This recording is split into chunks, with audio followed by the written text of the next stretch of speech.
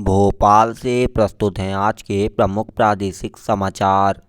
नमस्कार, समाचारों के साथ मैं ध्रुव तिवारी। पहले मुख्य समाचार।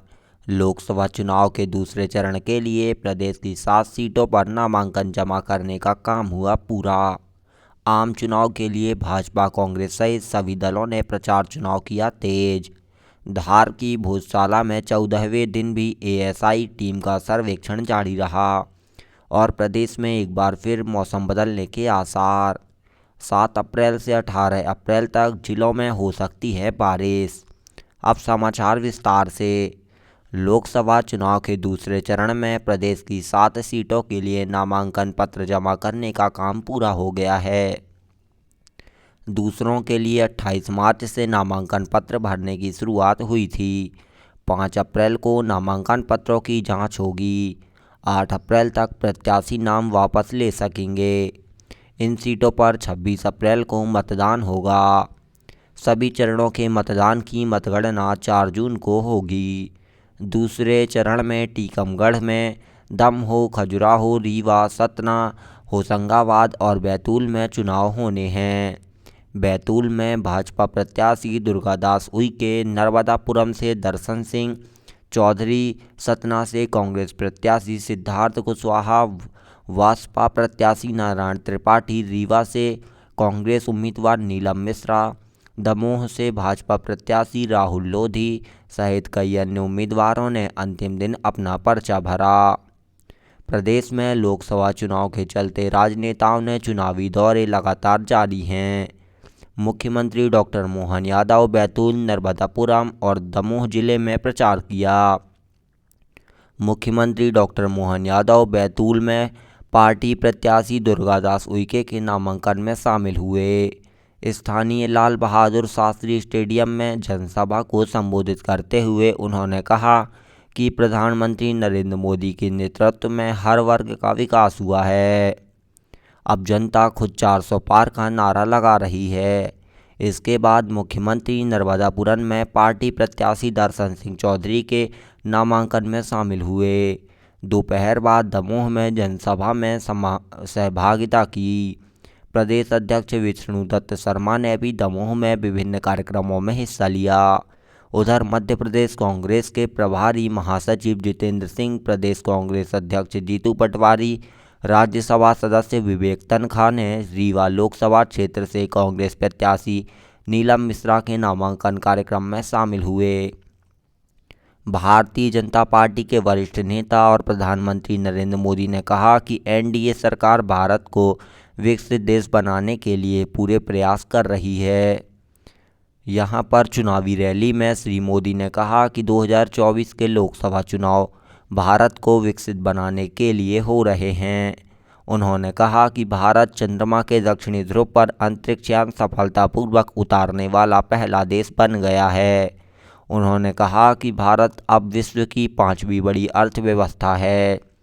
श्री मोदी ने कहा कि भारत ने आतंकवादी गतिविधियों में शामिल और ऐसी गतिविधियों को समर्थन देने वालों को करारा जवाब दिया है और मगध साम्राज्य के प्राचीन गौरव को फिर बहाल किया है। श्री मोदी ने दावा किया है जब कांग्रेस सत्ता में थी तो गेहूं के आयात पर निर्भर छोटे छोटे देश भी भारत में आतंकी हमले करवाते थे। उन्होंने जमीन के बदले नौकरी के घोटालों का भी जिक्र किया, जिसमें राज्य अध्यक्ष लालू प्रसाद आरोपी हैं। प्रदेश में इन दिनों मतदाता जागरूकता के लिए कई प्रयास किए जा रहे हैं।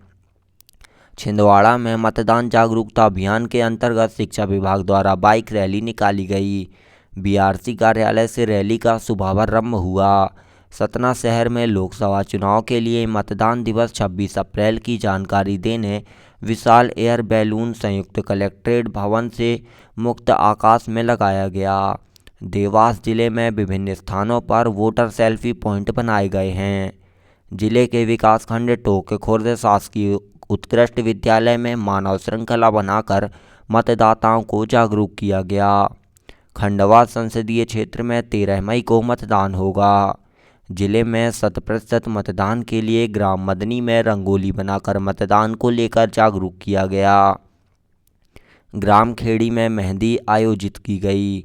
ग्राम पंचायत 6 गांव माखन टाकरी मोरी धनगवा में मतदान की शपथ दिलाई गई। सागर में खेल परिसर में मतदाता जागरूकता कार्यक्रम आयोजित किया गया। इसके अंतर्गत यूथ चला बूथ रैली का आयोजन किया गया। शहडोल जिले में खड्डा गांव में शहडोल कमिश्नर और डीजी एजीडी ने नेतृत्व के कैंडल मार्च निकालकर मतदान का संदेश दिया गया। योग गुरु भी मतदाताओं को जागरूक करने के अभियान में जुट गए हैं। गांधी स्टेडियम और जिला अस्पताल परिसर में लगने वाले योग क्लास में लोगों को मतदान का महत्व बताया गया और उनको 19 अप्रैल को मतदान करने की अपील की गई। धार के ऐतिहासिक स्मारक भोजशाला का एएसआई टीम द्वारा लगातार सर्वे किया जा रहा है। कल 10वें दिन भी सर्वे जारी रहा। भोजशाला भवन के पीछे और बाइक तरफ की ओर सर्वेक्षण किया गया। भोजशाला के अंदर की ओर भी अधिकारियों ने मार्किंग का टैग लगाए और गौरतलब है कि एएसआई टीम द्वारा गत 13 दिनों से वैज्ञानिक आधार पर भोजशाला का सर्वेक्षण किया जा रहा है। सर्वे दल में शामिल विशेषज्ञ अधिकारियों के विभिन्न दल परिसर में अलग अलग कार्यों को अंजाम दे रहे हैं। भोजशाला के अंदरूनी स्ट्रक्चर स्तंभों शिलालेखों का बारीकी से परीक्षण कर उनकी फोटोग्राफी और वीडियोग्राफी की जा रही है। फोटोग्राफी और वीडियोग्राफी में रिफ्लेक्ट का उपयोग भी किया जा रहा है। कुछ जगह 20 फीट गहराई तक खुदाई की गई है। मैपिंग, कार्बन डेटिंग, केमिकल और आधुनिक मशीन आदि का उपयोग करते हुए सैंपल लिए जा रहे हैं।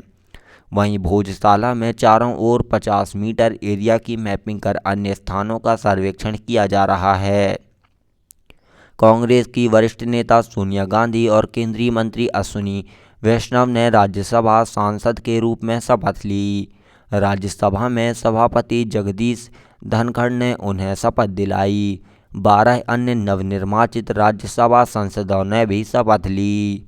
इसके साथ ही भारतीय जनता पार्टी के आरपीएन सिंह, जनता एल यूनाइटेड के संजय कुमार झा और कांग्रेस के अजय माकन शामिल हैं। भारतीय जनता पार्टी की चुनाव घोषणा पत्र समिति की बैठक नई दिल्ली के पार्टी मुख्यालय में हुई है। समिति लोकसभा चुनाव के लिए पार्टी के घोषणा पत्र को अंतिम रूप देगी। भाजपा के वरिष्ठ नेता और केंद्रीय मंत्री राजनाथ सिंह की अध्यक्षता में 27 सदस्य समिति की यह दूसरी बैठक है। पार्टी के वरिष्ठ नेता और केंद्रीय मंत्री निर्मला सीतारमण, अश्विनी वैष्णव, किरेन रिजिजू और अन्य नेताओं ने भाग लिया। इस बीच लोकसभा चुनाव के लिए कांग्रेस आज अपना घोषणा पत्र जारी करेगी। पार्टी अध्यक्ष मल्लिकार्जुन खड़गे और वरिष्ठ नेता राहुल गांधी घोषणा पत्र जारी करेंगे। अब बात मौसम की। प्रदेश में अप्रैल महीने में आंधी बारिश का ट्रेंड रहा है। इस बार भी ऐसा ही होने जा रहा है। मौसम विभाग के अनुसार 7 अप्रैल से अगले 2 दिन प्रदेश के कई जिलों में आंधी बारिश का दौर रहेगा। जबलपुर, भोपाल, शहडोल, रीवा समेत 18 जिलों में बारिश हो सकती है। मौसम विभाग के अनुसार 5 अप्रैल से नया पश्चिमी विक्षोभ सक्रिय हो रहा है। इसका असर 1-2 दिन के बाद प्रदेश में देखने को मिलेगा। खासकर प्रदेश के पूर्वी हिस्से में बारिश, आंधी और बादल रहेंगे। तो साथियों, आज के समाचार बुलेटिन में इतना ही। ऐसी ही न्यूज़ के लिए हमारे चैनल के साथ बने रहें। तब तक के लिए धन्यवाद। Thank you for watching.